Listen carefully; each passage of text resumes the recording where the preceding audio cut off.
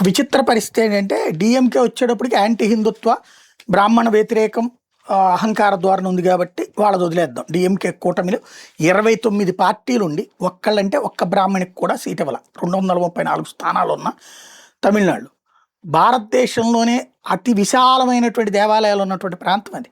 కేరళ తర్వాత ఆలయాల పరంగా పెద్ద ప్రాంతం అదే. ఓ రకంగా కేరళ కంటే ఎక్కువ ఉన్నటువంటి ప్రాంతం అది. బట్ అక్కడ ఇవ్వట్ల. అది ఒక ఎత్తు. రెండవది వచ్చేటప్పటికి ఏఐఏడిఎంకే వాస్తవంగా మొన్నటిదాకా జయలలిత నడిపినటువంటి పార్టీ. జయలలిత బ్రాహ్మణ సామాజిక వర్గం నుంచి వచ్చిన ఆవిడ.